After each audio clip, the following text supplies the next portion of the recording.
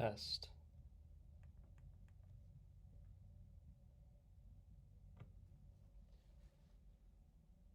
Testing.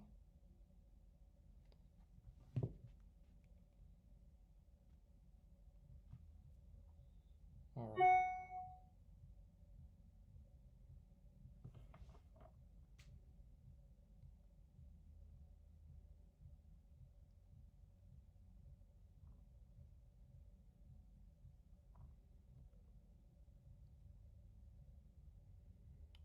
Hello, everyone that's here. Hope the audio is working out. Just trying to get a couple tests in. Make sure it's all good. We had a problem last time. Well, it sounds good, so I'm going to put these aside. Yeah, what's up to everyone that's here? Parker, Brady, David, Riblet, how you guys doing? Not up to much. We're going to... This could get ugly really fast, but... we're going to watch my preseason predictions, like all the way back from February, like the week before the Daytona 500.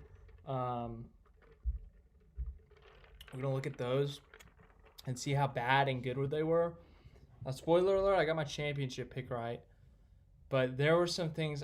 I watched it again today. I was going to do this pre-recorded. But what happened was my system crashed about halfway through. And so, I lost everything. So I was like, you know what? I really don't want to do that again. Let's just do a live stream. We can have issues with it, but there's some really good parts, like predictions-wise. Like, obviously, the best prediction of my life, picking a champion preseason. That wasn't like the Patriots, but there's some pretty bad ones too. There's enough people here. Let's try to watch this thing. All right, screen. Boy, oh boy. Are you ready for this? Hold on. All right. 3, 2, 1. Whoa, NASCAR. Can you hear this? Can you hear the video? I think I can hear the video. Whoa, NASCAR. Oh, look at Clint. 2020 is finally here. And we're going to talk about the whole season. It hasn't even started, but we're going to talk about the whole freaking thing. All 36 races, break all laps down. No, I'm just kidding. But for real, though, we are going to talk about the 2020 season. Some of the storylines going into the season. Some of the new drivers and new rides. Ooh, there was a lot of those, but just wait till next year. And then we're going to give some playoff predictions, championship predictions, and all that other stuff. I need my... So let's get right into it. I did Hold on. I did check marks and X's for... If I say anything definitively, I get a check mark, and if it's right, and I get an X if it's wrong. I'm just going to recount. I got the count from last time, but, like, playoff drivers and stuff, so... It just gets ugly. And then there's some pretty times and there's some ugly times, so here we go. Schedule changes. There's a new schedule this year, and who knows how long it's going to stay like this, but... Oh, little did I know! Fly through it real quick, and then we're going to get on to some fun stuff, talking about new drivers. Oh, man, we didn't even get 5 races of that schedule. We didn't get 5 races of the new schedule that we got. Remember, this is a new schedule that we're getting next year. And this past year was a new schedule as well, with Phoenix as the championship race and some changes in the regular season. Homestead, Miami in March. Martinsville in like late May or something. But COVID screwed that up. So right off the bat, a massive L, talking about how great the schedule is going to be, just to have it dead within four races. So there's one X already. Talk about a tough scene. To talk about, but 2020 season get away from the camera is underway. Right. Let's get into it. Daytona 500, Las Vegas, Auto Club, Phoenix, Atlanta, Miami is now in the spring since it's not the finale anymore. Texas, Michigan, Kentucky, New Hampshire, Michigan. Season on the NASCAR app. Oh yes, I do remember this. Yes, this was really funny. So I screenshotted this because I thought it was hilarious. They put the Coke Zero 4 times on there, and I was like, so apparently August 29th is going to happen 4 times. Ha ha ha. It's funny. What if that happened? Dude, it freaking did. This year's felt like 2 days. And at the same time, it's felt like 2 years. So it's really weird that I joked around saying that this season is going to have 4 Coke Zeros. And then in theory, we had 4 chaotic. Like we went to Charlotte 4 times or something like that. I don't know. Hello, I like donuts in NASCAR. I like donuts in NASCAR too. Yeah, there were 4 Coke Zeros in a sense. Stuff up. Like, look at it. I'm screenshotting it to show you guys. Like, yeah, look at this. August 29th apparently happens 4 times this year. Yeah, apparently happened 4 times. What's up with Leap that? Day. We got. It was yeah. It's also a leap year. One of the craziest years we've seen in our lifetime, at least for me. It was a leap year. It was a presidential election year. The COVID happens. So much has happened this year that is just like, why did it have to happen on a leap year? At least we got leap day. At least we got leap day normal. 4 of them in August. It's on the 29th too. I mean, what are the odds? Darlington is where the playoffs start now.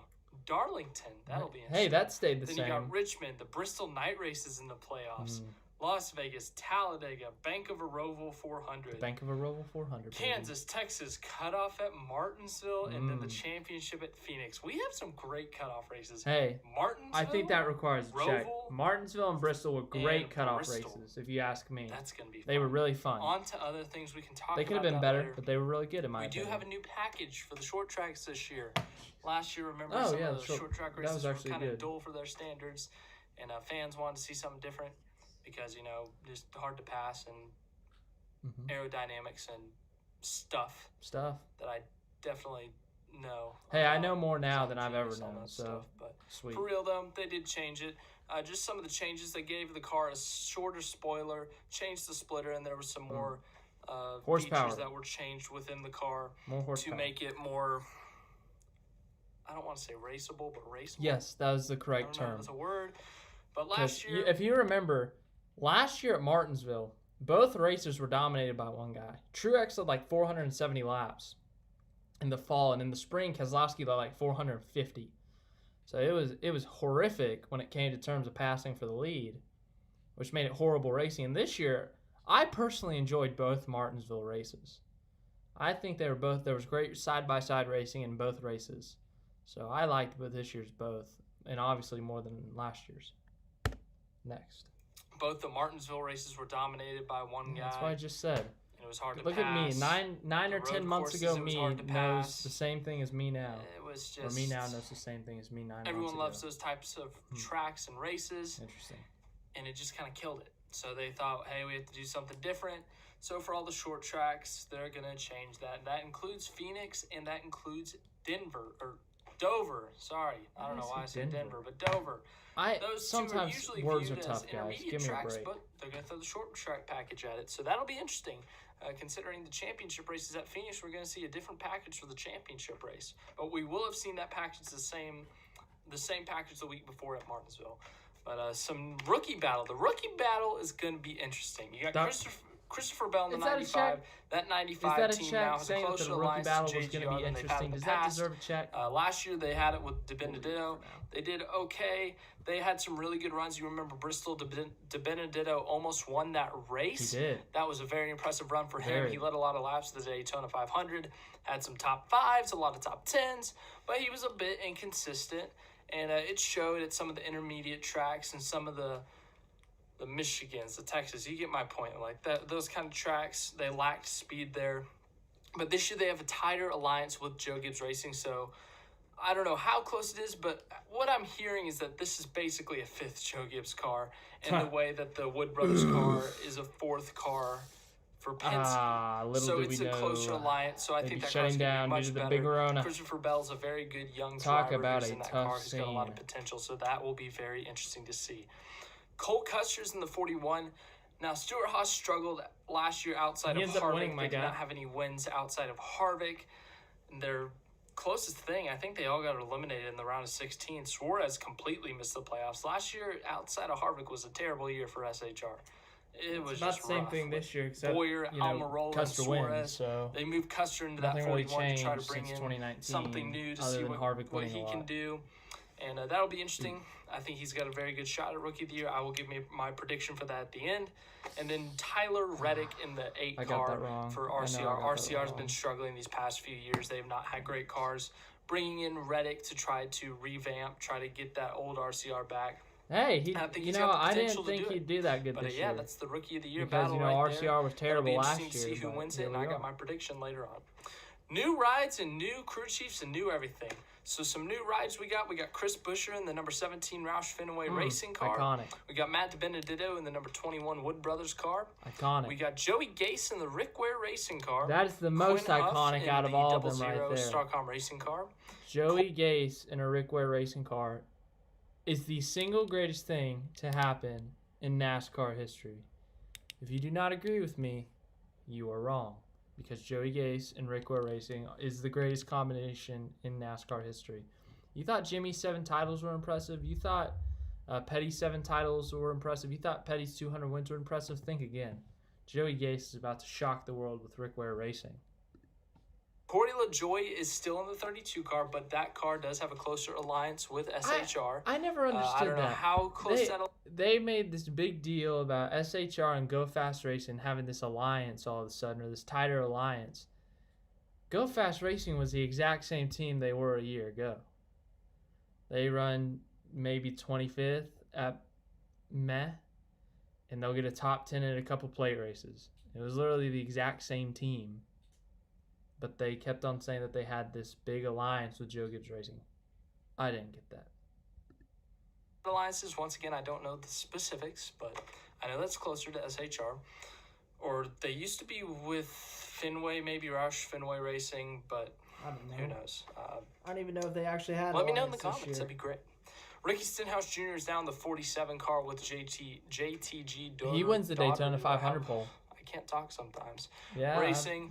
And then for some reason they switched numbers, so now Ryan Preece is in the 37. I never understood that. I don't know why they did that, but see, they can be themselves.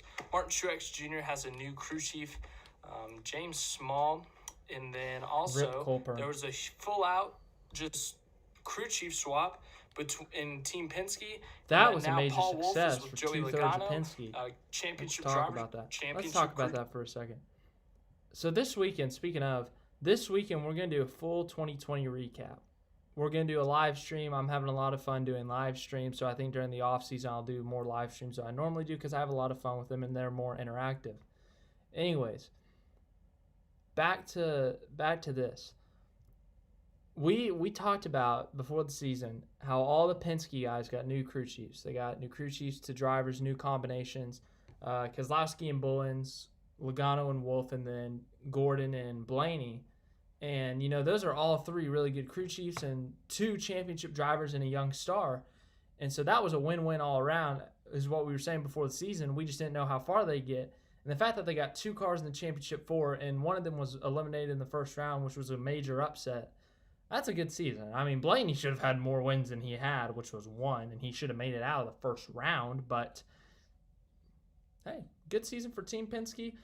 Blaney, you got to pick it up, my guy. But other than that, Brad, Joey, great years for that first year as a driver-crew chief combo to make it to the Final Four. If they get some more years under the belt, some more experience, that's going to be a scary duo for years to come for both of those teams.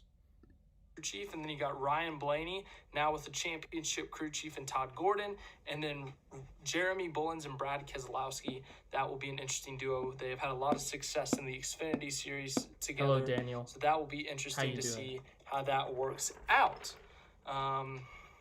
Yeah, but just looking at some of those changes, obviously those are all very significant, all very storyline. Who will be the best one? Who will be the best new driver with their new team? How will these new crew chiefs Spoiler work? alert, it's Brad Keselowski and Jeremy Bullins. They all points-wise, if we're going off points. Yeah, well, but that's not theoretically, it's in all terms. Look, Keselowski had the most wins, top 5s, top 10s, stage wins. So, yeah, Keselowski, definitely. More on that, we're going to try to get into some more stuff. Jimmy Johnson. It's his last season, guys. I don't know how to do this. I did a video a couple days ago where I got most of that out because I didn't want to make this video too long. So I gave some of it up in that, but you can go rewatch that. I think Jimmy Johnson has another win in him. Spoiler alert, I don't think he has another championship in him, but I do think he has a win in him. I think he will. He's got a really good shot at the Texas races. He's ran well there despite his struggles last year. This is the saddest sex I'm going to write all day. I had Jimmy Johnson winning a race this year in his final Cup season. He won 7 championships. You had to think he's going to get it. One of these races is going to go his way, but I'm so sad that he wasn't able to get a win. But you know what? He got to see his teammate win a championship. But hey, I wish he got a win. He was so freaking good, but couldn't get it done at the end. And I think everyone thought he was going to win just because he's so good, but it was unfortunate. Brett Moffitt full-time next week. Yeah, he's racing for the Hour Motorsports. Yeah. And then I don't know if Herbst is confirmed to Stuart Haas. I haven't seen that, but I did see Hemrick to Joe Gibbs Racing. I did see that. But yeah, mega oof for Jimmy. Also, I'm wearing the same hat in that video as this video. Luckily, I'm getting a new hat in about 2 months. It's a championship hat. I know I said I need to get more hats that aren't Hendrick, but Elliott won the championship, so I need an Elliott championship hat. So deal with it. Anyways, back to my amazing and also horrific preseason predictions. This is one of the bad ones that you just missed. I predicted Jimmy Johnson winning a race this season. That was very wrong. I think his highest finish of the season was 3rd. And that was because Elliott and Logano wrecked each other. Or I should say Elliott wrecked Logano. Other than that, Jimmy was a very up and down driver this year. He was either top 5 crashing, top 5, top 12, or just wrecked. Obviously, the plate track. Well, they're not plates anymore, but the big super speedways. What's up, Clemson Carson? He's got a shot there. Short tracks, Hendrick's done well at the short tracks more recently. So I think he's got a good shot there at Bristol right there. or Martinsville. That doesn't count as a check because I didn't obviously say anywhere, it. But he's hey. Jimmy Johnson. So there you go. But those are some of the examples. Now we're gonna get into some predictions. This is the fun part of the video. I want everyone to tell me your predictions in the comments.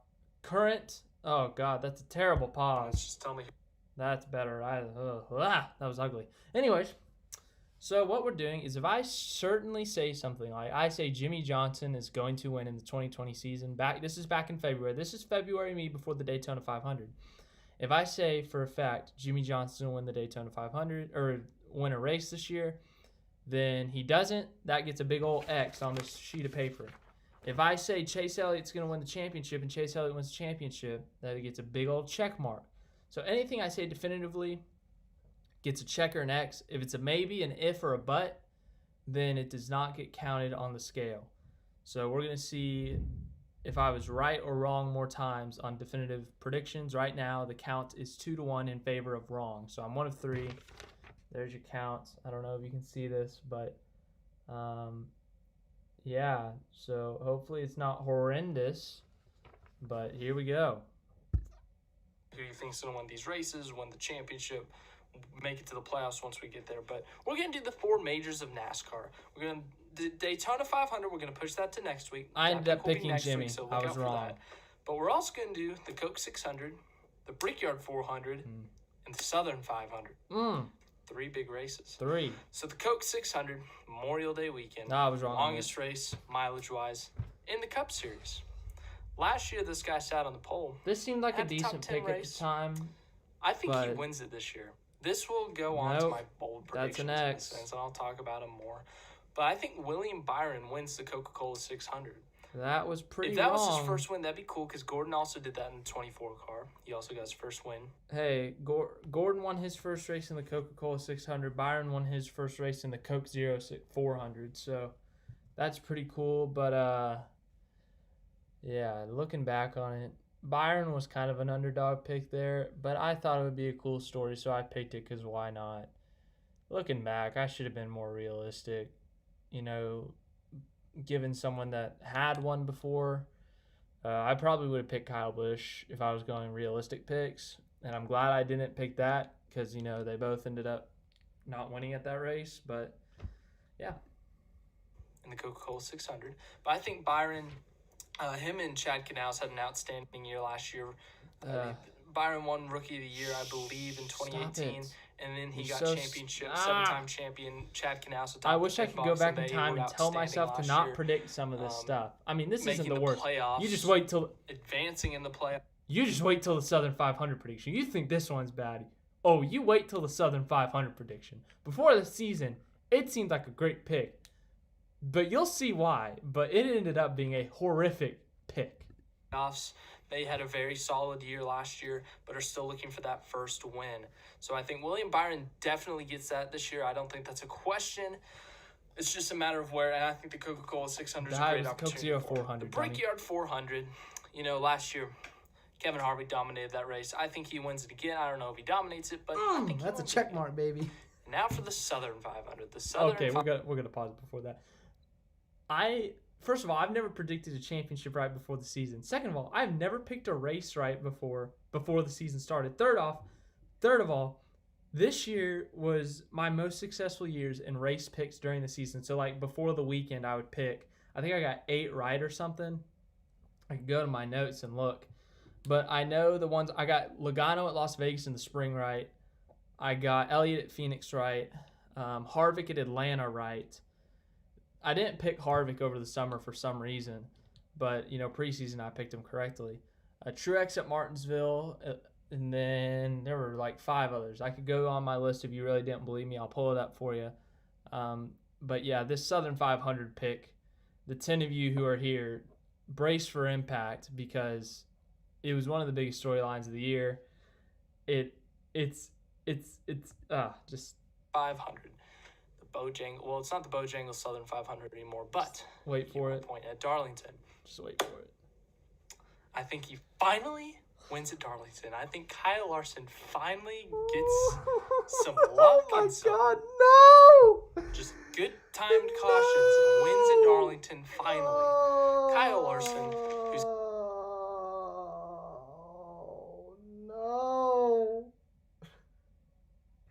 anytime. Oh, man. Oh, what an oof.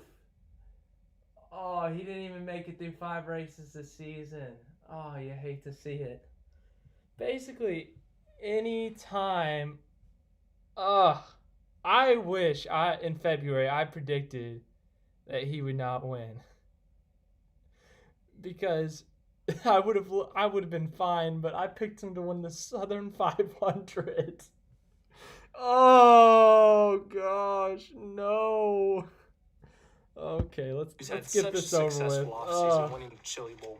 He's just. I know, Clemson Carson. This was in February. If I knew, if I had a time machine, I'd go back in time and I'd say, don't even mention Kyle Larson in this video because you're gonna go back in 9 months and look at it and it's gonna be a mega oof. Now he ends up at Hendrick Motorsports, so but just don't pick him to win anything.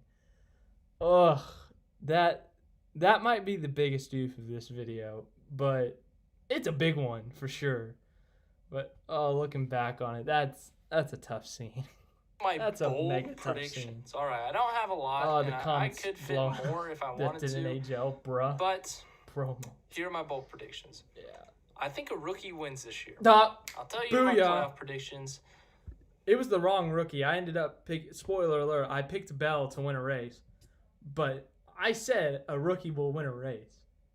It's very difficult to pick that because you look at the past few years of rookies. Last year, a rookie won. 2018, I don't remember a rookie winning. 2017, a rookie did not win. 2016, Chris Buescher won a fog race, all right? No one saw that coming. 2015, rookie did not win. 2014, a rookie did not win. 2013, I don't remember a rookie winning. So it's very rare for a rookie to win. And I said a rookie would win, and it happened. So we go from by far, or not by far, but definitely one of my worst predictions of the season, not because Larson ended up being bad in the car, but because he just had a big oof, to one of my arguably better predictions. So I guess it pays off in a sense.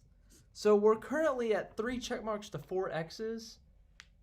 But, I'm just proud that I picked a rookie to win, and then a rookie did win at Kentucky. I don't know if he wins during the regular season or the playoffs, but I think a rookie wins this year. One of the three rookies, the big three rookies, I think one of them will definitely win, and I will reveal that just in a minute. Another breakout performance I have is Chevrolet. I think they have a breakout year. They've had some struggles the past few years. Boom. Last year they win the championship. 3 wins from Elliott, a win from Kurt Busch, and a win from Larson, a win from Bowman. That's 6 wins? Now look at them this year. It's not a great year for Chevy when there's 36 races. And then the year before wasn't even better. The year before wasn't better. Dude. It has not been the greatest stretch for Chevrolet. You're a really smart this year, guy. I think they do much better than they've done before. I think that they get a lot of wins. I don't know how many, but I think they get double-digit wins. Double digits. All right, we got to do some math here. Double-digit wins. Did Chevrolet get double-digit wins this year? Yeah, they didn't win the manufacturer standings. Whatever. Cool. Okay. Their driver and team won the championship. That's enough for me. 5 wins from Elliott. A win from Kurt, that's 6. A win from Bowman, that's 7. A win from Austin Dillon, that's 8. A win from Byron is 9. Do they only have... You got to be... Oh, my God. You mean to tell me if Chase Elliott doesn't blow a tire at Las Vegas and continues that dominating performance, I get to break the tie with a check and on next? Oh. That is frustrating. I am frustrated. Well, at least they won the championship, and I said they would have a breakout season, and they did. And I will tell you who I think wins. Oh, Clemson Carson, this weekend when we do a live stream to recap the season, I'm going to bring up every single race he could have won. I'm going to do it for Blaney too, but they had the worst luck at the beginning of the year. But, oh, yeah. Guys, this weekend, I think Sunday. I'm leaning towards Sunday, but we're going to do a live stream recapping the year. I'm really liking these live streams because they're more interactive. If you didn't hear this before, they're more interactive. I have a lot more fun with them just because I get to interact with people more, like on the internet and stuff, and talk to you guys more. So I think I'm going to do more live streams during the off season just to talk about things. And now that I got this fancy system where you can see my screen, we can talk and like look at things. But I'm still going to do normal videos at times, and I'll do live streams. But 2020 season recap, we'll reflect on the 2020 season. I'm aiming at Sunday. Check my Twitter. Check my Twitter for any updates on that video or live stream, I should say. That will be on Sunday most likely. Here in a minute, but we're going to get into that now. And now we're going to go to the playoffs. Now. Oh, boy. Playoffs. It's playoff time. Oh, it's only February, but we're going to talk about the playoffs. Who I think makes it, who I think misses it, and who could potentially be contenders. It has not been cold enough for beanies yet this year. I had to make some difficult decisions making these playoffs. All right, I tried my best. I thought hard and long about this, and there were some easy picks. There were some, they're going to make. All right, guys, there's some no duh picks here. I pause in the worst times. Okay, that looks better. Anyways, there are some moments or some playoff picks that are easy, like Kevin Harvick. He's going to make the playoffs. Kyle Busch is going to make the playoffs. But there are some I picked, and looking back on it, at the time it seemed like a decent pick. But looking back on it now, I'm like, wow, you're an idiot, me from February. I'm going to make fun of myself in this. I give you full permission to blast me in the comments for some of these playoff predictions, because some of them, they're obvious, they're correct, but then some of them are bad. So just prepare. Hello, Bassmaster fan. I'm doing great. How are you? It's been a great Thursday, if you ask me. Chase Elliott's a champion still wearing his hat. But yeah, let's watch me just butcher this playoff format. If something went wrong, I could see them not making it. And then there were the tough ones, which were the last ones at end.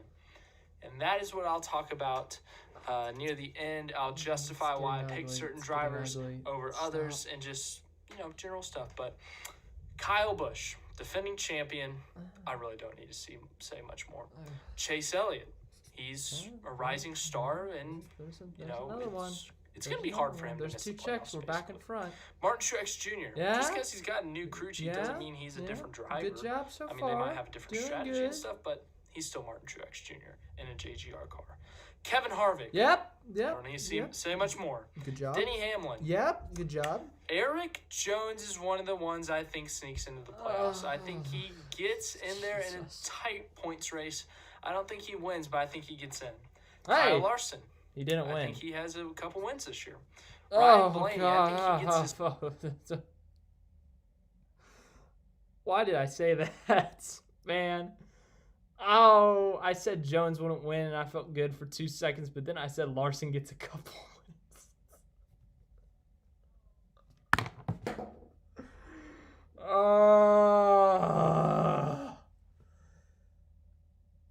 I hope I never say Kyle Larson in this video again. That's 2 mega oofs. Picked him to win the Southern 500 and picked him to win multiple races. Okay. His first career multi-win season pooped. I just with multiple wins. I did. Oh, damn. William Byron, I think he gets his first career win. I said that earlier in this video. Alex Bowman, I think he gets in.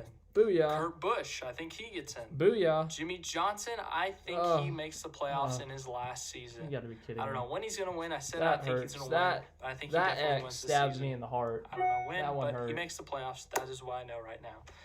Joey Logano, Keselowski, those are locks right there. And then these last 2 spots might surprise you. I got rookie Christopher Bell in the playoffs. You were wrong there, dude. He is the rookie I have winning. I don't know when he's going to win, but I have him winning a race this year. He is a very good race car driver, and he's in a very good car, especially with this tightened alliance with JGR. And I think that is going to that equipment he has and the talent he has combined is enough to propel him over some of these other guys that I'll talk about later. Chris Buescher. Now, this may surprise you. Okay. You may be... Okay, I got to defend this one. Back before the season started, you look at 2019, Ryan Newman makes it into the playoffs with the Roush Fenway Racing machine. Chris Buescher is young. He has won a race. I don't care how he won that race. I don't care what car he was in. He won a freaking NASCAR Cup race. And I was thinking, Chris Buescher is in a much better ride. He finished top 20 in JTG equipment. He could make the playoffs. It's a bit of an underdog pick, but you know what? I could see it happening. He's got to go win Talladega or Daytona. Those are his only shots of winning, but he could be consistent enough. So at the time, it felt like a great pick. Looking back on it, he was close to Talladega in the spring. He was really close. He started second on that final restart. He obviously didn't win, but it felt good at the time. And right now it looks really stupid. I'm sorry, I'm stupid. Me from February was stupid at times and smart at times. Anyways, I correctly predicted that Chase would get 10 career wins.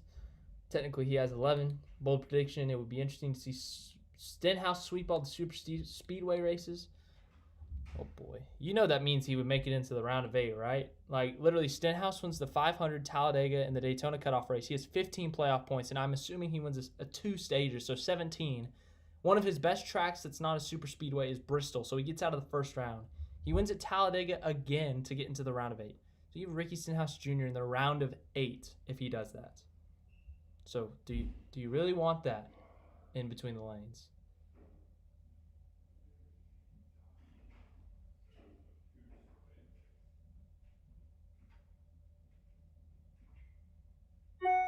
No.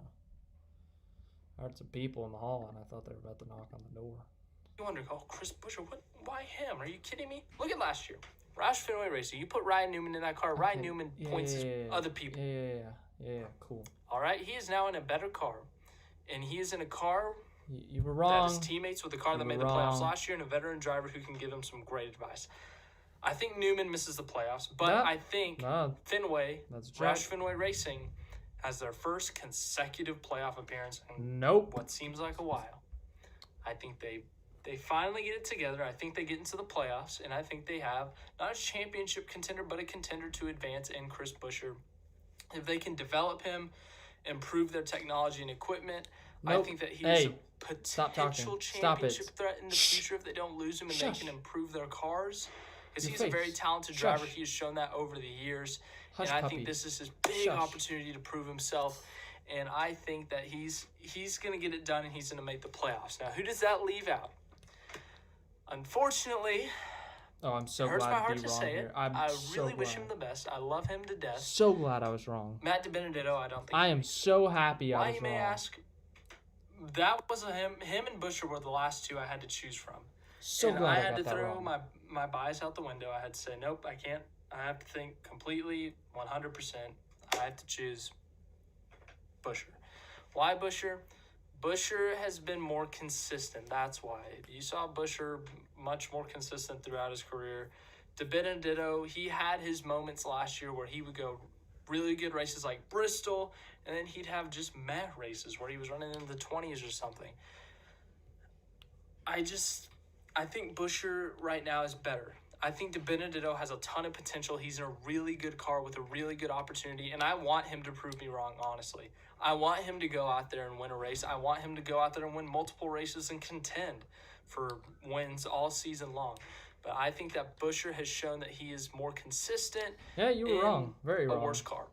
And I think that's why Busher has the advantage there. He also has more out of two rookies, Custer and Reddick. Reddick is in an RCR car. All right, let's go. Another driver I don't see making it are the other two rookies, Custer and Reddick. Reddick Hey, is in an split RCR there. car. RCR is just Custer makes the playoffs so because he wins. poopy recently. Reddick missing the playoffs. That's a check. He's going to do good, I think, compared to what that car's done in the past, but it's not going to be enough unless he wins, which I don't think he does. And then Custer, he is in a good car.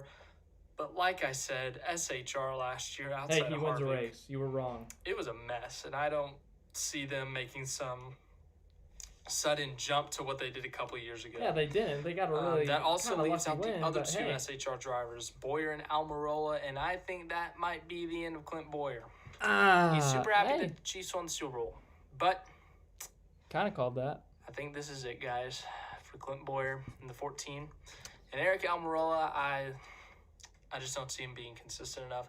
And then I was maybe wrong a contender there. for the playoffs, Corey LaJoy, if that is Nope. a tight relationship Hey, between I said them and maybe. It doesn't SHR, count. Doesn't but count. I don't see him making it either. I said he Now, doesn't on make to my it. championship 4 prediction. All right? Oh boy, I'm here going we to tell go. you who I got my championship for, and then I'm All going right. to pick. Predetermined. Before this season, this sounded like an amazing championship 4. 2 of them end up happening. The other 2, part of it happened, and the other one, once you hear the name, you will know the story. It's not Kyle Larson. We don't have to go through that again. But it's just so weird because no one saw what happened to him this year happening. And it's just a big, mega oof. And it's really tough. It's a tough loss there. Hello, Landon. How you doing? Who's the next driver to get the Barstool's car? I don't know. Briscoe, maybe? I'd like to see Briscoe. Get as many sponsors as possible. But brace for the championship I got 4. some hats here to pick from. Now, my championship 4 is going to be Kyle Oh, Busch, no. Nope. Kevin Harvick, Nope. Chase Elliott, Hey! Joey Logano. Hey! Kyle Busch, because he's freaking Kyle Busch, and he'll have 5,000 Ugh. points, and he'll be able. Oh, no. Oh, my gosh. Oh. I said Kyle Busch would make it to the Final 4 with 4,000 whatever the heck I just said. Obviously, it's not even possible to get 4,000, but I basically said he's going to have so many playoff points, there is no way he misses. He had like 2 playoff points entering the playoffs. He ended up winning once he was eliminated. But oh my gosh, that was looking back, regardless if you know what happens this year, that would have been a great pick to put him in the championship 4. He's only missed it once in 2014. That was the biggest oof of the season potentially, other than every Larson pick. Every Larson pick is the biggest oof. That Kyle Busch to the Final 4 is the next biggest thing to an oof. So the Kyles really messed me up. NASCAR Maniac 2009, I am so sorry. That Final 4 right there has to be the most 2020 thing I've seen. Keselowski, you got right, but he ends up losing the championship because his pit crew oofed. And then your other 3. Kyle Busch, just absolutely awful for his standards this year. Jimmy Johnson, sad. Kyle Larson didn't even finish 5 races this year. Oh, you poor guy. Oh, man. But the upcoming is my proudest prediction in my lifetime. I've never, ever correctly picked a preseason champion, but February, whatever day this was, I did that. And, like, this video is, like, in my bookmarks on Twitter now or something because I did it right. I picked it right. And I'm so proud of it. And the way I described it, too, makes it sound even better. So just wait. Able to make it to championship 4. Kevin Harvick, he'll have playoff points, too. Oh. Elliott and Logano, I think they're going to have to scrap their way a little bit more than the other two. But I think they both have the potential to get there. I was right. Elliott's the only one who hasn't been there, so I'm going to have to defend him. Yep. Elliott, I think he finally breaks through. He's made the round of 8 in 2017, 2018, and 2019. All 3 of those years he made it to the round of 8, but he's never been able to crack through to the championship 4. I think this year is that year. If you look at the round of 8 races, you got Kansas, Texas, and Martinsville. Kansas, he's had great runs in the fall the last 2 years. A runner-up finished last year, a run 2 years ago in 2018. And then if you look at Texas, ever since he got into his career, he did great, had top 5 runs, but then they did the repave, and he's fallen off a bit. He's about a top 10 car at best, and more like a 15th place car. They just can't figure that place out. But then you look at Martinsville. Martinsville, especially the fall race, he's had some tremendous runs there. If you look at 2017, he was leading late with 3 laps to go before being dumped by Hamlin. Look at you. 2019, he had a top 5 speed. He had top 5 speed before he had a mechanical failure in that just terrible round of 8 last year. And I think he can win Kansas or Martinsville. And he did. And if he doesn't, he can do good enough at Texas to maybe contend for a point spot there. As for Logano, I think Logano can show up and win anywhere, any weekend. And he did. So I think he's got the potential to do it, especially with a new crew chief in Paul Wolf. They both have championships with separate drivers, separate crew chief, but they both have been there before. And then obviously Harvick and Busch, I don't think I have to explain that one much. From a championship pick, you look at these 4 drivers, you see 3 champions and 1 not champion. And this was a tough decision because, honestly, all 4 of these drivers are good at this track, Phoenix. Busch has won there a lot recently. Harvick has, I think he has the most all-time wins there. Logano's had some great runs there, and he has a win there. Chase Elliott's had some great runs there, contended for wins. But here's the thing. I think this is going to be one of those weird years when it comes to the championship. Last year, I picked Keselowski as my championship pick in my first ever full season prediction. Keselowski was my championship pick. I went with a, kind of a favorite, but kind of not kind of guy, This year, it's going to be a popular pick. Here it is. But you may see this flag. You're going to call me biased and whatnot. But no. I don't know why. I'm just feeling it's going to be one of those weird years. I think Busch and Harvick are going to have outstanding years. I think they're going to have multiple wins, tons of playoff points, lead the points all year. But it's going to be one of those weird years like 2018 when Logano kind of snuck up on everyone with his consistency in the playoffs. He snuck up on those big 3, if you will, and won the championship. And I think that this guy not only does he make the Final 4 for the first time, he wins his first championship. Look at that. You may think I'm crazy. Look at this. This is the proudest moment in my years of predictions, 3 years of the channel, and then, other than that. February 8th, 2020. And I correctly predicted it. Look at that. Look at that. That is one of the proudest moments of this channel and one of the proudest moments of my life as a sports fan who makes predictions. I have never made a preseason prediction correctly. And I picked someone that's never won a championship to beat champions. Now, 2 of those guys don't make it. One of them because he just sucked this year. The other one because the format screwed him. But I said it. I said the system would be stupid and give him the advantage that they take advantage. And look what he did. I feel like a genius. Call me a genius because I just blew your mind. And proud. But here's the thing. You look at Phoenix. Phoenix is one of those tracks that's had some weird crap happen. This was a little bit wrong. You saw 2012 Gordon Boyer. You saw that happen. You saw 2017 Elliott Hamlin. Yeah, there's been some weird stuff that's happened at Phoenix. Quit blabbing. Imagine that with the championship race. Harvick and Busch battling for the lead. They make contact. Yeah, that didn't happen. They didn't even battle. Dive bombs Kyle Busch, takes them both out. No one dive bombed anyone. I think that Harvick and Busch will definitely be the best cars. No, But there's going to be some weird late caution. Nope. Something weird's going to happen. Long green flag because run, of this my friend. format, it doesn't matter what you do in the regular season. If you make it to the championship 4, all bets are off. You can screw with your strategy and potentially win. And I think that might happen in favor of Chase Elliott. I think Chase Elliott takes home the 2020 championship, you know? Look at that. The last time at the beginning of the decade, a Chevrolet did not win a championship was 2000. That's 20 years ago. February 8th, 2020 me was a genius.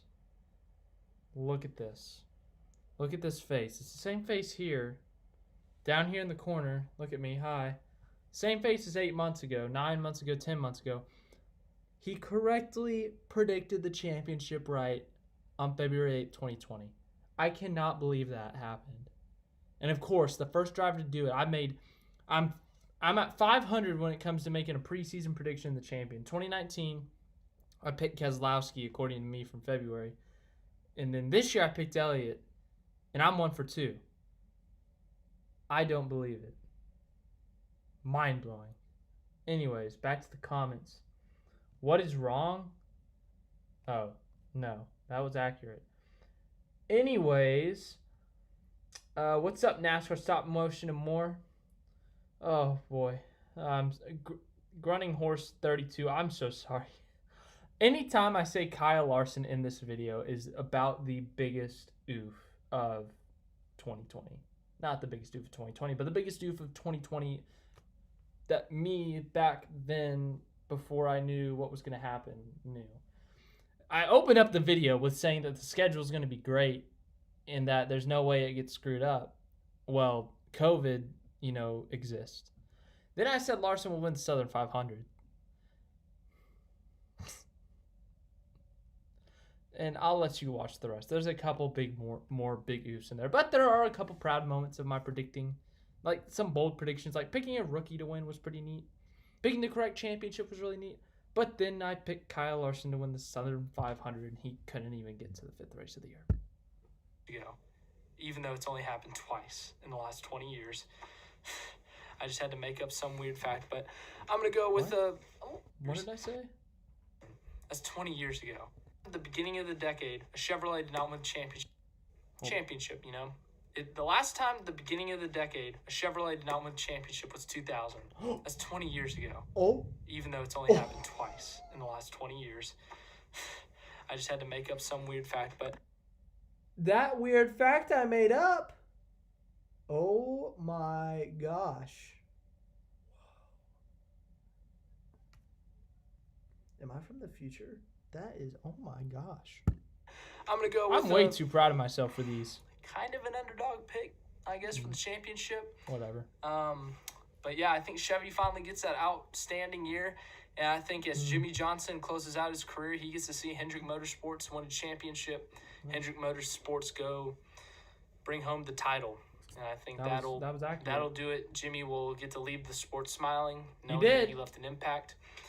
And that he left Hendrick Motorsports in the right hands. He did. And I think that would be very appropriate for Chase Elliott to win the championship, especially with the close relationship they have. Seriously, you're going to call me biased. You're going to call me crazy or whatnot. I'm not. I think it's going to be one of those weird years when it comes to the championship. I think you're going to have some dominant cars in that race. You're going to have some great drivers. But something screwy is going to happen. And Elliott, who may have not been the best car all year, he may have not had the best year. He's going to show up in that moment, and he's going to punch it in the face. So that's Chase right. Elliott's my championship. He did punch it in the face. That's it right there. But season prediction. I don't know how long this is. I had to make a few cuts in the middle. 24-15. But I hope you enjoyed it. I really do. I want you to put your predictions in the comment. Tell me how you feel. I think that's all the interesting stuff that happens. But wow. Let's get the final tally here. All right. I think there's more rights than wrong, which is good. And a couple of them were big, so that's good. We have 1, 2, 3, 4, 5, 6, 7, 8, 9, 10, 11, 12, 13, 14, 15, 16 inaccuracies. Then we have 1, 2, 3, 4, 5, 6, 7, 8, 9, 10, 11, 12, 13, 14, 15, 16, 17, 18, 19, 20, 21. 22 accuracy. So a 22-16 ratio in favor of accuracies versus inaccuracies. Wow. February me had no idea what was about to happen in the 2020 season. February me did not know there was going to be the most chaotic season in NASCAR history in terms of negotiations and in terms of logistics. February 8th, me did not know that there was going to be a giant Rona pandemic. Did not know that Kyle Larson was going to oof. Did not know that Jimmy was going to not win. But February 8th, me apparently did know a rookie was going to win. Kevin Harvick was going to win the Brickyard 400. And Chase Elliott was going to win the championship. And that Chevy was going to have a good year. So February 8th to me was about the peak of myself, but was also the valley of myself, which is very weird. Like, you see predictions out there all the time. And you'll make a couple easy predictions that you know you'll get right. Like, Kevin Harvick's going to make the playoffs. All right, you can check that off before the season. You know, he's going to make it. And then you're going to make a little bit more of a bold prediction like, hey, William Byron's going to win a race and make the playoffs. All right, 2 checks there. And then you go out there and you take a full swing and say a rookie's going to win, and you get it right. But rarely do you see in a preseason prediction someone get difficult picks right, but then also a lot of big picks like super duper wrong. And I feel like that happened, which is really weird.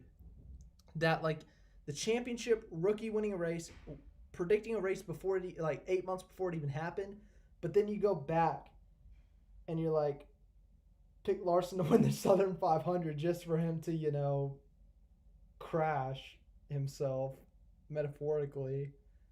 And then for you to say that the schedule is going to be amazing just for the schedule to get destroyed by COVID. It's just so weird. Like, they're complete opposites. And I feel like it's usually just the middle ground, which is weird. Anyways, anyone's thoughts on my weird predictions? Do you ever watch race replays? I do not fully watch the race replays, but I do use those for like clips and highlights. Whenever you see a highlight reel, I use those race replays. That's my secret. There's my secret ingredient. I've told you my secret ingredient. You're welcome.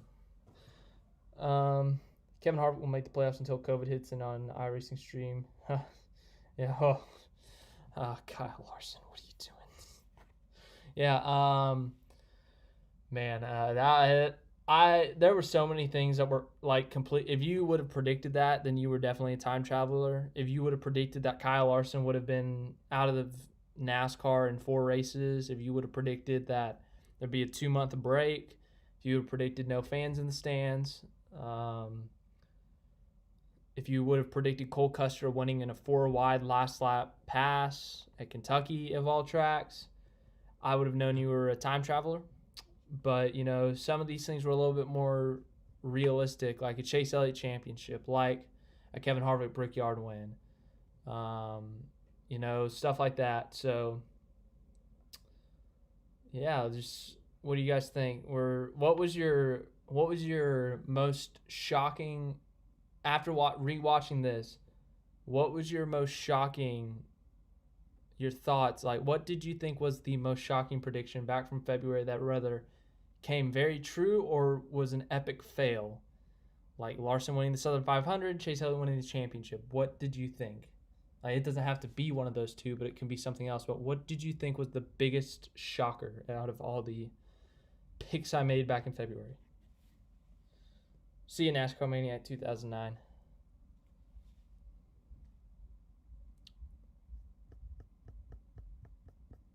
Feel free to open up on thoughts, the 8 of you who are here, on who you think or what you think. Yeah, Kyle Busch, that was for sure something I did not see coming. If you told me Kyle Busch was going to have an off year this year, I would have said, okay, he's going to win 2 races, make it to the round of 8, and get eliminated by 20 points. That's a bad year for them. Oh my gosh.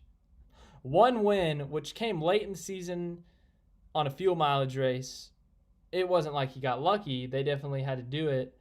But, for them to not even make it out of the round of 12 and to win one race, that's pretty shocking, if you ask me. That was one of the biggest, I think. Anything with the name Kyle this year was shocking because we don't have to talk about Larson's thing again, but oh my gosh. I picked Larson. I can't get over it. I picked Larson to win the Southern 500. Watch him win it next year. Should I pick him to win it next year and just take the risk of picking him again, or no? Yeah, I won't. Yeah, next year I'm going to do more race predictions in my season previews since there are new tracks. I'm going to pick the winner of the inaugural race at each of those tracks. I got some in mind already.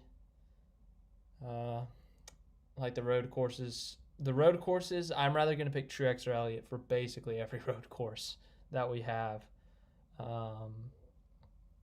Dirt race, I'm probably going to pick Larson. But yeah, anyways. Kevin Harvick not making the Final Four. Oh my gosh, dude. I had him in the Final Four. I correctly said he would win a buttload of races and get a ton of playoff points.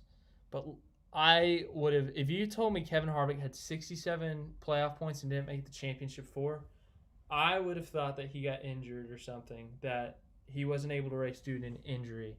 That, when Truex, if you remember, Truex got like 60 playoff points back in 2017 when he won the title. And he breezed through the playoffs.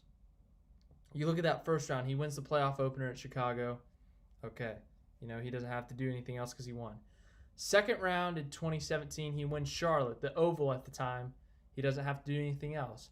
Then you go to that round of 8. He didn't win, but he literally just showed up and finished second at Martinsville, and he won like the stages. So he clinched his spot basically in the first race. Showed up to Texas, ran decent, and then Phoenix, he literally just had to not finish last and have everyone else finish 1, 2, 3. So he breezed through. And if you told me Harvick was going to miss, I would have told you that he was going to miss because he finished 40th every race. He got a second place finish, a 15th and a 17th, and he still missed the cut. That is mind-blowing to me. Absolutely mind-blowing. That 2 people below the cutoff line winning can do that much to someone with almost 70 bonus points. Mind-blowing. Pretty cool. You predicted Chase Elliott to win the championship. Yeah, that's pretty cool. That's my first ever champion correct prediction. Like, that's NASCAR at least. Like, a preseason prediction to pick correctly is cool. In the first place, when it's your favorite driver as well. I mean, theoretically, I could have picked Chase Elliott every year until he won it and be biased, but I try my best on this channel to not be biased. And I saw Phoenix. I saw this playoff schedule, and it ended up, I said, I think this playoff schedule fits them better. If the championship race was still at Homestead, I don't think I would have picked them because they're just not that good at Homestead. But I really liked them at Phoenix better than Homestead, and I thought Phoenix was a good opportunity for them to get it done. And then you look at the playoff schedule. Darlington, they've improved at. Richmond and Bristol, they're pretty good at. You look at the next round, the Roval, obviously, they're pretty good at. Talladega is a survival race, so you can't predict that. Las Vegas, they're hit or miss. But then you look at that round of 8, and I saw Martinsville and Kansas as winnable races with Texas as a meh race. And I said Phoenix, all they have to do is show up, and that's what they did. So that was my February train of thought, and it ended up being pretty good. So who would have known that the NASCAR 2020 season would be known as the Hamlin Harvick Show? Yeah, the Hamlin Harvick Show, and ironically, neither of them win it. That blew my mind. They dominated the season. There are 36 Cup races in a year. They had 16 of them. Neither of them won the title.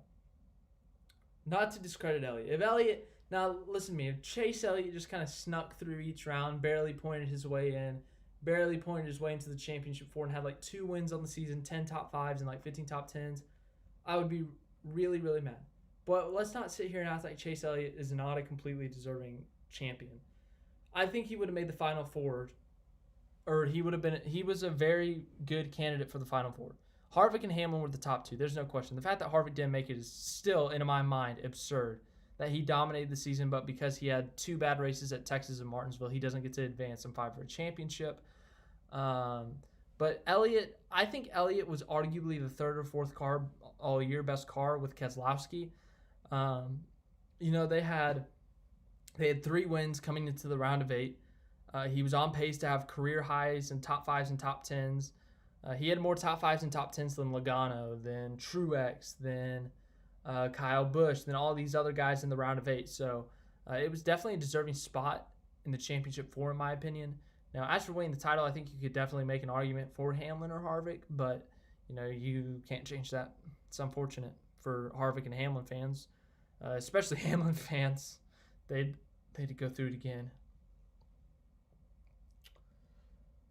Chase winning the championship isn't that bold of a prediction because he is solid. I picked Chase to win the championship in Martinsville. Yeah, I agree with that, but just with I'm not going to sit here and say it's like the boldest prediction ever, but you look at them making the round of 8 the past few years is definitely something to give you confidence. And you know that they're going to have to break through eventually. And if they do, they have a 25% chance of winning it all. And if they bring the right car, they bring the best car they've had all year, they got a good shot at winning. So you look at that, and then also you got to think about Hendrick hasn't won a title in 4 years. They've been struggling. Like you look at 2017, 4 wins from the 4 teammates. 3 of those coming from Jimmy. 2018, they only had 3 wins with Elliott. 2019, they had 4 wins, 3 from Elliott, 1 from Bowman. And then you look at this year, and they had a much better year than they've had in the past, almost double than last year. 5 wins from Elliott, 1 from Bowman, 1 from Byron. And then they're getting Kyle Larson next year, so I'm looking forward to what they can do in the future. If Elliott, especially with all these road courses, Elliott's got a great opportunity. He's improving on a lot of tracks, so he's going to get some more wins. Larson's a really talented driver. He could win any given week. And then you look at Byron and Bowman. Bowman is starting to look really good. I'm not going to sit here and say he's a championship contender, but he's definitely improving, getting some race wins under his belt. So I think that's a good sign. And then Byron, he's still young, so he's got some time to figure things out, but he's got a win under his belt. Also, who would have thought that Hamlin would be the best out of all 4 Gibbs cars? Yeah, I think Truex's biggest problem was not having his crew chief. Not having Pern this first year without Cole Pern and having James Small. Nothing against James Small, but, Pern was arguably the best crew chief in the garage area. And losing that, once again, it's nothing against James Small. I think he's a good crew chief, but it's hard to follow up Cole Pern.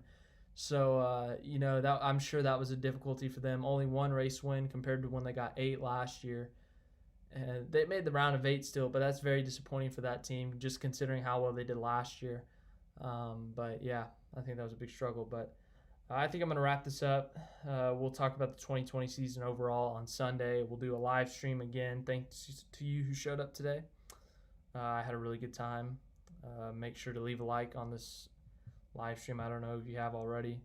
Let's check the numbers. 9 likes so far. Thank you very much. And if you're new to the channel, subscribe. We're knocking on the door of that big number. We're at 992. 1,000 is the big number. So once again, thank you for watching.